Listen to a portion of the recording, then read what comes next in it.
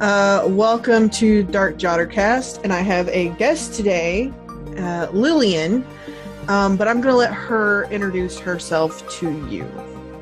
All right. Hi. My name is Lillian Asterios. I do a whole bunch of stuff. I'm a writer, artist, podcaster, and like crafter. I make jewelry and soap and candles and all that kind of stuff.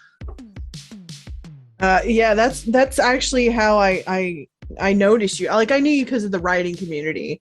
That's how we added each other to network. But then I started seeing all your art, and I was just like, this lady knows what she is doing.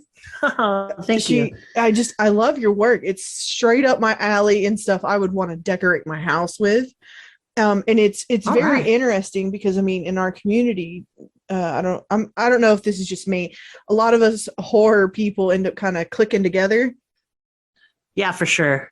Sure. It's like not many of us, like there's a lot of us, but not many of us really kind of network and show up on each other's shows because we're always trying to work and how can I do it in a tasteful way in horror and your artwork is just absolutely beautiful. I'm digging it. Thank you.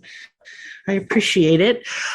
Yeah, I found that I don't know, like I feel like I dovetail in so many different communities. It like in fantasy, horror, kind of speculative, and then of course art and crafts, and it's just kind of it makes networking difficult sometimes, that's for sure. Oh yes, I 100% agree because it's like, well, what do you call your work? And then you go, well, I'm multi-genre. That's the only thing that fits because we're in so many. Because I've done dark fantasy and speculative and horror and poetry, but then even that it breaks down. Well, what kind of poetry? And then it's dark poetry. So dark before anything we do just sort of sums it up. And your art, like I'm super curious. Where do you find your inspiration for that? I've been drawing, painting, and all that stuff since I can remember. And at first, when I was younger, I was really drawn to illustrated fairy tales like Arthur Rackham, who did a lot of like watercolor fairies. When I got up a little older, it was going to be like Brian Froud and Amy Brown. And then I really started getting into more like kind of surreal stuff with like, I cannot pronounce his name. He's a Polish artist. It starts with a Z and it's a bunch of consonants. So it's like Zadislav. Oh my gosh. I think I butchered that horribly. And Geiger and some Dolly, although I'm not as surreal as I used to be. And now I find myself inspired by like tattoo art a lot. I really like tattoo art. I mean, your work would be perfect for a tattoo. I could see how that influences your work. Because I've seen stuff and I'm like, God, that would be such a good piece for the shoulder, or just down the spine in the middle of the back as a center focal point. And yeah, I've designed actually quite a lot of tattoos. Nice. So, and I draw flash for an artist in St. Louis, a tattoo artist. So that means like I sell her my drawings and she tattoos them on people, which is really cool. It's great. That. I love it. I'm not trying to like fangirl you, but I've got you on here and I'm just like, I love her art. I've been following you. I've been watching, it's for sale. And I'm just like, ooh, let me see how much. And then I'm like, maybe I need to wait. Not that your stuff's expensive. It's just like, if I'm not careful with my budget, I'll go broke. Well, listen, I know all about that. Like we're sitting here waiting for the tax return fairy. Right. Yeah. Oh, I see artists all the time. I wish I could buy their stuff. But man, times are tough. They are tough. Yeah. It doesn't seem like it's stopping you at all, though. I mean, you got that podcast going. You've got a store. You're doing art. You're painting. You're making soap. Yes. I mean, I called you before we started recording a Swiss Army knife of talent because you just, well, I knew about the jack of all trades, but I don't know, Swiss Army knife. I like that one better. Because it's got the word knife in it. That's right. I was fun. Just thinking she could use it to stab people, shank them. Exactly. I'm just playing. So let's talk about your podcast. It's a true crime podcast that you do with your best friend and neighbor, My How did that very get next door neighbor. how'd that Well, get started? oh my goodness. So when I moved to Eureka Springs, Arkansas, that's where I live right now, from Tulsa, because I came here on vacation and I just thought it was like the cutest town in the world. It's like a little Victorian town, and Nice. it's haunted. And so I immediately was like into that. And so I started doing ghost tours. And that was fun. And I'd actually gotten recommended to go do ghost tours by a girl I met at a coffee shop named Willow. And I just went up and talked to her because she was one of the like cutest people I'd ever seen. And she like had a like really cool fashion, and she was kind of goth and witchy. And I was like, ooh. And I just came up to her and I'm like, I'm going to be your friend. So, and that's it. We just became like best friends, like immediately. And then the house next door to mine went up for sale and she bought it. So we That's became great. next door neighbors, and we both just really liked true crime. And we would like, anytime we'd hang out, we'd be talking about it. And I would be telling her stories of like cases that I'd heard. And she had been a ghost tour guide too. So I knew she was a good storyteller. And I was like, you know what? I just don't know why we're not like making a podcast out of this if we're just doing this every day. Right. And so that's exactly what we did. And that's how Cruelty Podcast was born. And that's where we spill the tea on our favorite murders and mysteries. We do cover some like paranormal stuff. We do that on Mondays, but I do that one with my husband. So, because he hates true crime. He thinks it's just sad and gross. And he's an artist too. Yes, he right? is. Yeah. Oh, yes. And I'm so blessed that I get to like, he'll paint something and I'm like, oh, that's not for sale. That's for me. So the house is just completely decorated with all of his beautiful art. That's great. And I mean, I love his stuff too, but I've seen more of yours. But then again, you probably posted something that was his and I just didn't notice. I'm just like, Lillian's at it again. Look at her go. Yeah, we both do watercolor. So some people like are like, did you paint it or did Maris? And I'm like, wasn't me this time. I'd like to take credit. He's so talented. I think it's great that y'all's style is so complementary on each other. Like my art style is way darker or almost cartoony, whereas my husband's is way different. If he did something and I did something, you would know it was two different people. But y'all's, I think that is beneficial for you guys. I've learned a lot from him, honestly. He went to art college and he got trained like in like classical art, like oil painting. And I'm self-taught. And so when we first got together, he was just showing me all this stuff I'd never learned before. And kind of our styles kind of dovetail that way.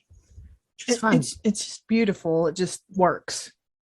Doesn't have to be any more or any less. It's just perfect, you know?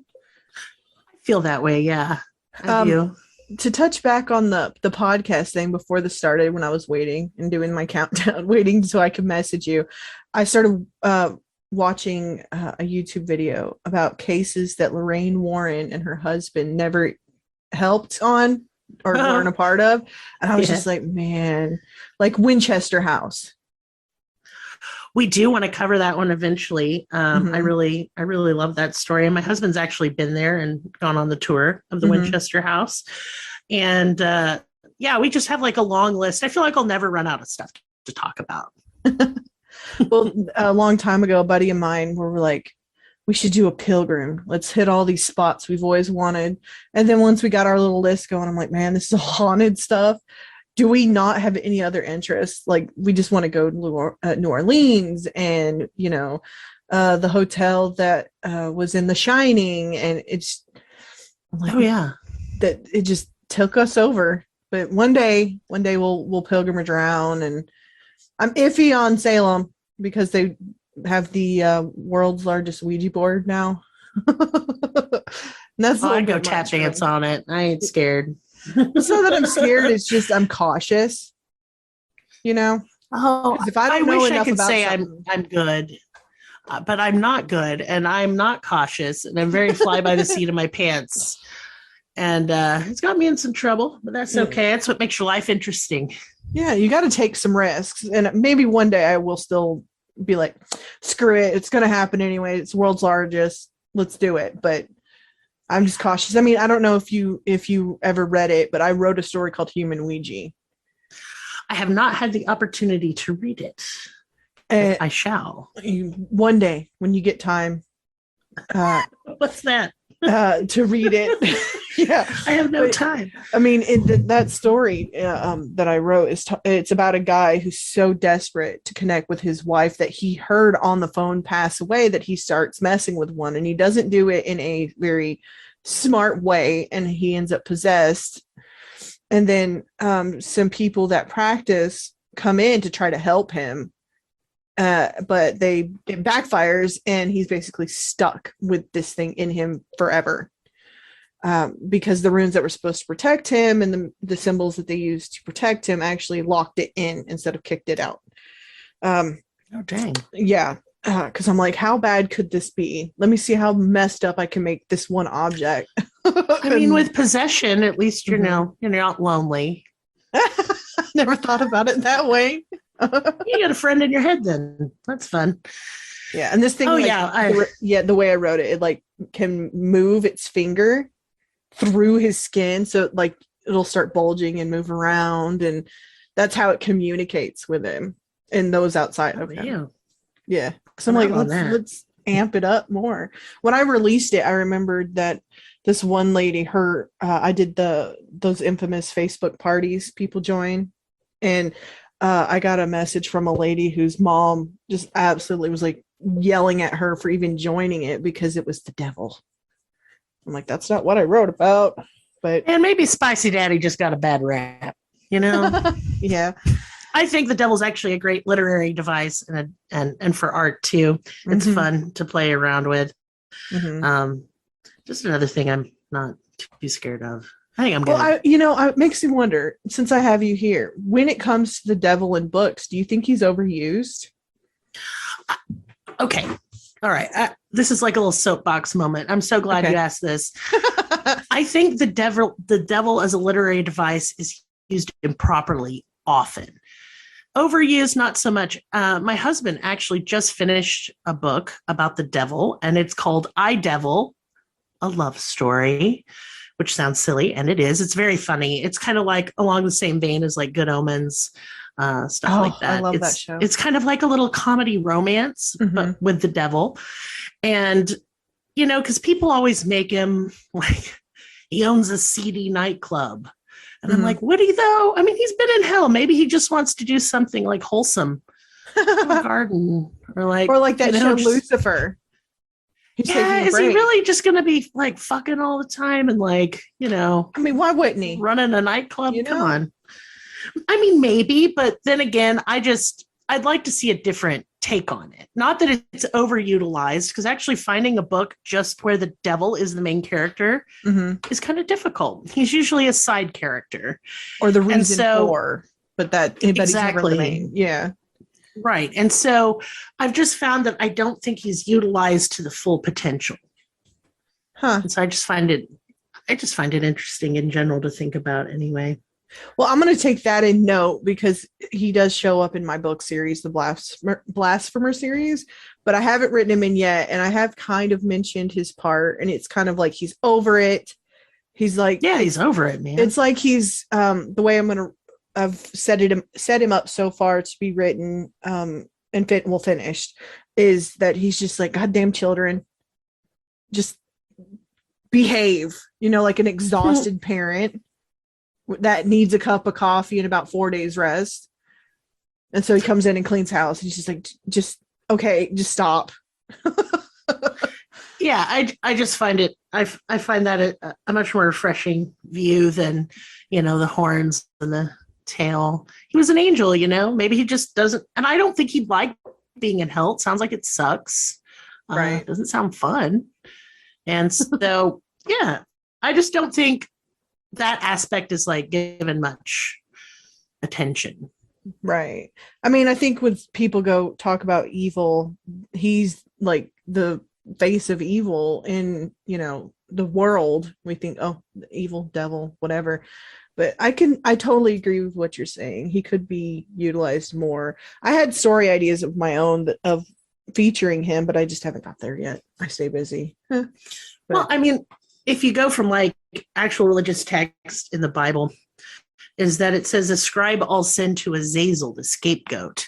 And so, like, is the devil the source of evil, or are we just blaming him for it? You know what I mean? Right. To think about.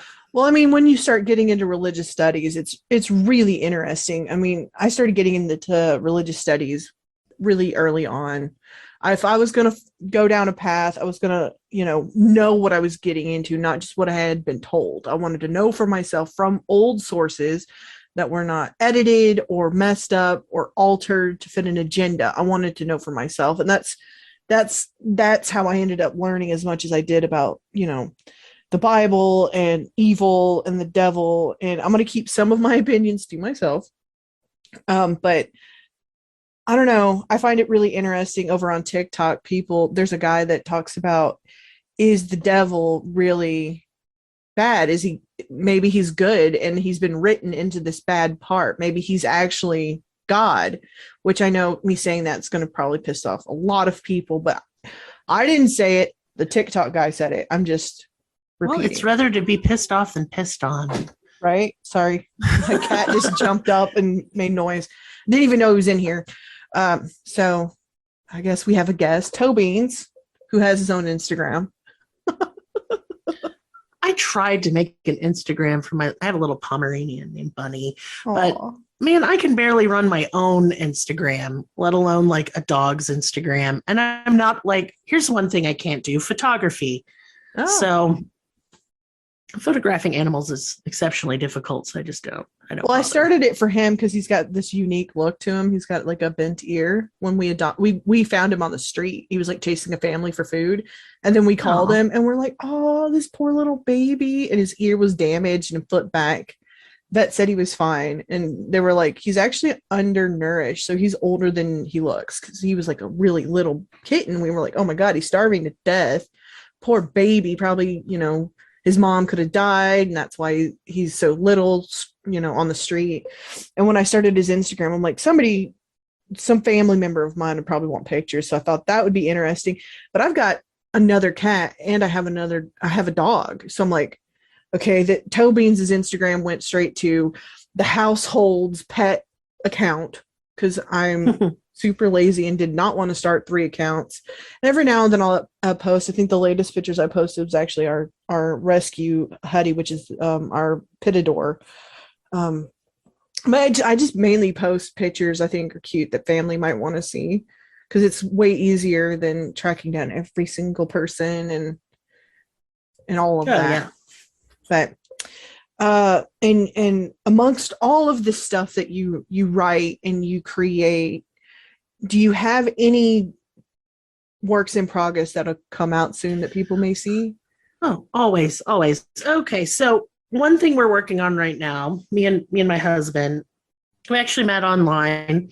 We started writing together, and then we fell in love writing our first book together.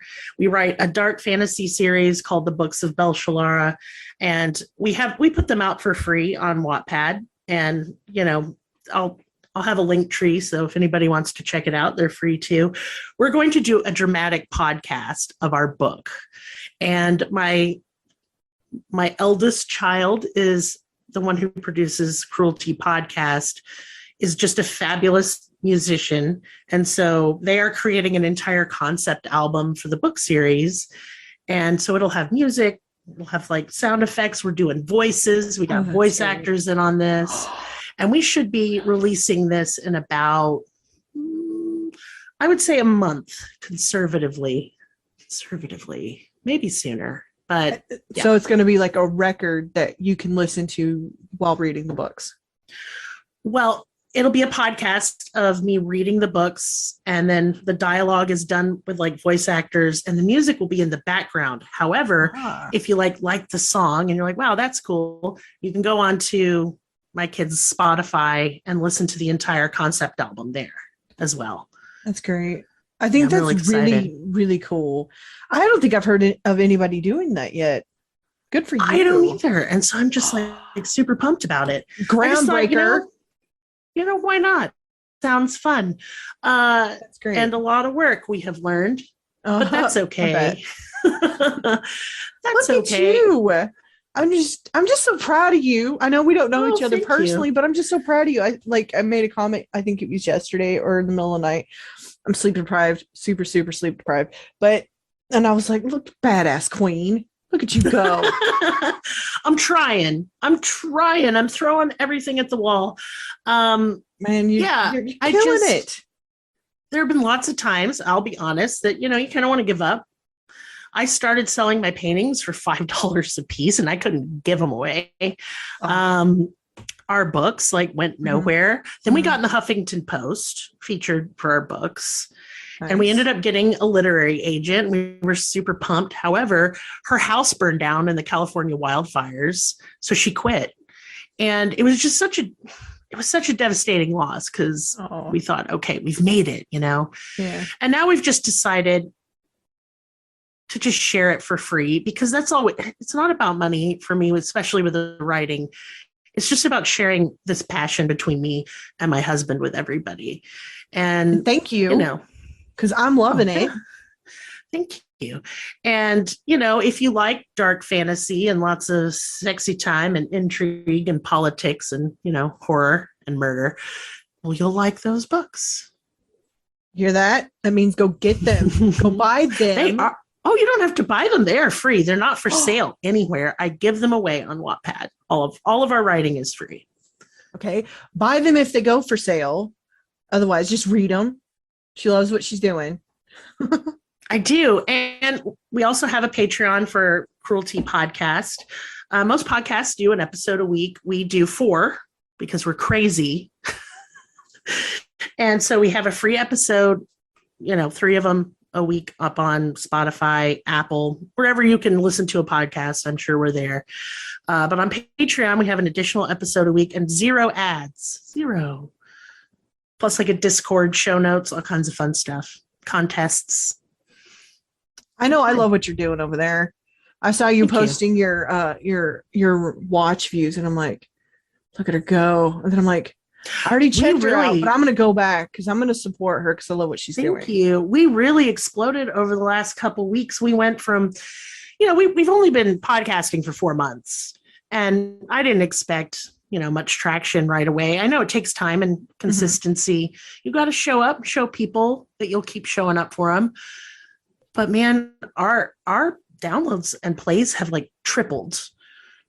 We went from maybe 80 plays a week. We're up to 800 today.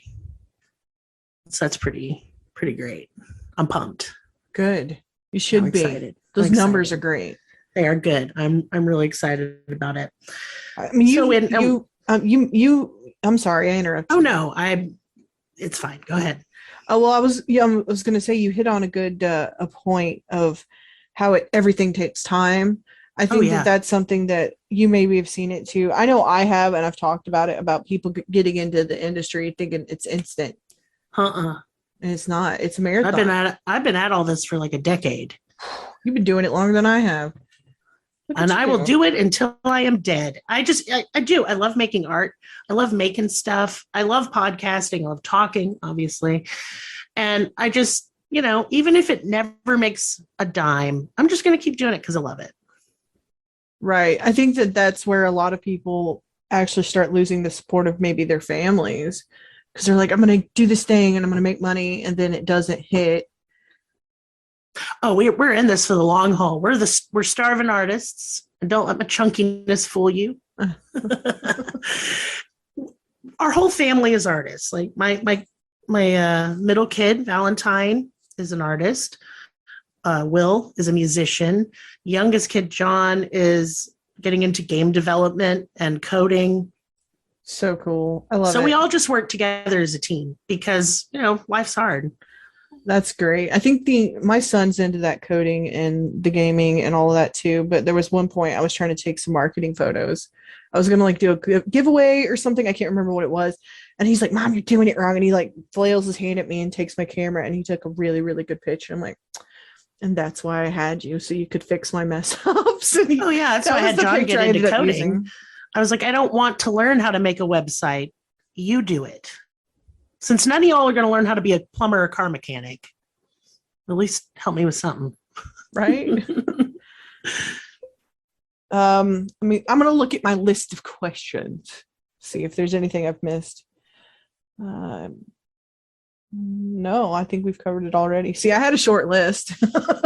Yeah, that wasn't even too bad. I just got to talk about myself. I used to interview people and just do it as a article type format. And I used to get comments like, you're really hard. You're hitting too hard with these questions. And I didn't think they were even that hard. I was just, oh, you can mess me up. I love hard questions. They're fun.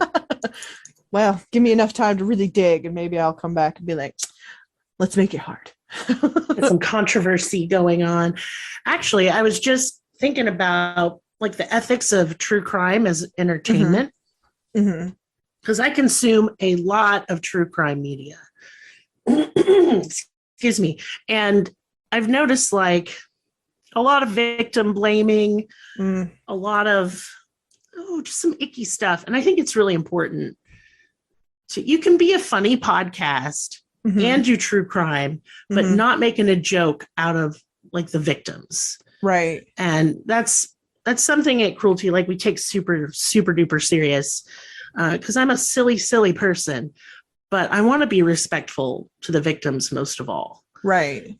And I really hate this trend of like serial killer worship in like horror communities and true crime communities.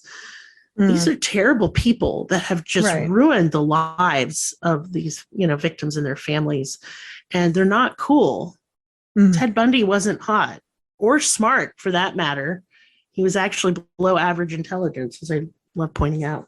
Really? Because you would think that he was like this super genius, the way that so much online portrays him. I know. No, he wasn't that bright. Kind of not the brightest penny in the jar.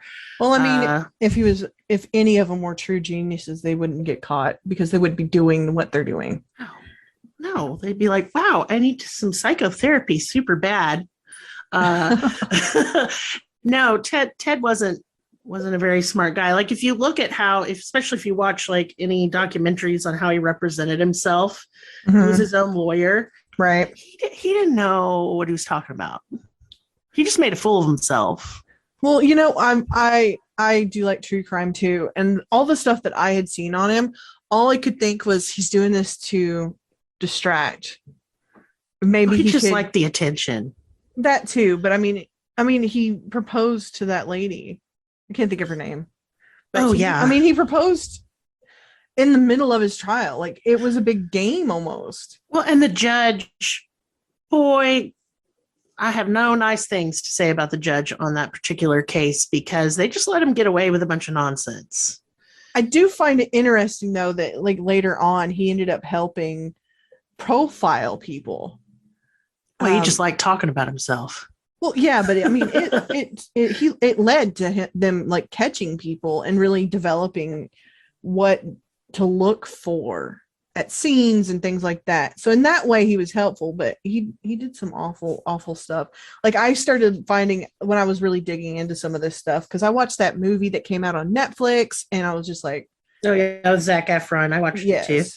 And I was like, well, let's see what else I can find, and I go down the rabbit hole. And then it's a really grody rabbit hole. It is, but it is. But then I found out like he had a child as one of his victims, and I'm like, really? Yes. Preying on and the things he did, like innocent, and the things he did to like people once they were deceased. Like I don't know why anyone would say he was hot. That's gross, y'all. Your fave is problematic as hell. Well, that's even Richard Ramirez had like this huge following in Manson. And God. I mean, they end up getting spotlight and get attention. Oh, I know it. And I think that's part of it for some of them, certainly not all of them.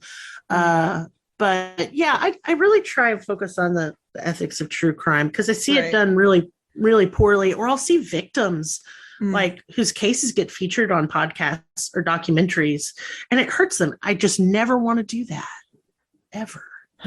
I can help it. Yeah. I mean, I studied a lot of psychology, so that's part of why I got into true crime because I wanted to know like where was it? Were they born that way, or was there something that Oh yeah, snapped? like And that's the mystery there. I look at it and then I see like Richard Ramirez was one of the bigger ones that got a lot of attention from females, and I wonder if the women that are chasing these guys are the ones that feel like they could change them. Yeah, Or like I the definitely think that has something to do with it. because I mean, I can understand that, but that's like totally the wrong reason to ever get with anybody is to change them because there was something about them you liked, and now you're gonna mess it up and totally ruin. You're gonna waste time. I could go down that, but I'm not gonna do that. But it's just I also wonder if it's that danger aspect. They look what they did, but I'm safe because they're behind bars. I'm special. Right. They won't do that to me. Okay, sis, but they might. That's creepy. I mean, and gross. Ramirez would go into people's homes and steal from them and then murder them. And he was so awful. Right. Ugh. Yeah, and we don't. I'm not saying we don't cover serial killers on Cruelty. I just did. I covered Henry Lee Lucas and Otis Toole for Lovers Who Kill Month because yes, they were lovers. But like. I try and focus on a little like lesser known cases and pick some really weird ones because to me, those are, and like unsolved mysteries, those things are just so fascinating to me.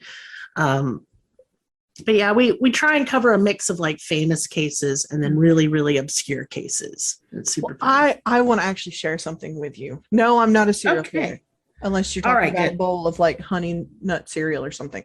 Anyways, when I was little, I actually was born in Dallas and I grew up in Dallas. And at some point, my dad was like, it's getting too rough here. And this was back in the 80s. So we moved and we came here to Alabama. I found out, I don't know, I can't think of his name right now, but he was called the Eyeball Killer. Do you know what I'm talking about? I feel like I've read about it somewhere, but my brain is just so full of true crime. And but like I remembered little tidbits, but I was a little kid and it wasn't until I was older that I looked it up.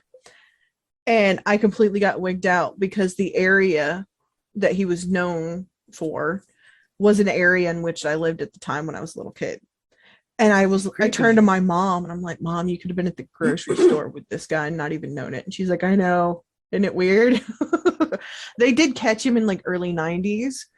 But it's just so weird that to me that was so close to home, you know? But thank you for being on Jottercast with me today. Well, thank you for having me on. I super appreciate it. It was totally fun. Yay. It was fun. I did enjoy it. Yes. If you, the listeners, are watching this on YouTube, you will be able to see the links in the description and a little bit more information. If not, and you're on Spotify, I recommend going to YouTube if you want that information. And thank you, Lillian. You're welcome. You can also just search up Cruelty on Spotify, and that's Cruel, CRUELTTEA, and you'll find us. So thank you so much for having me. Thank you.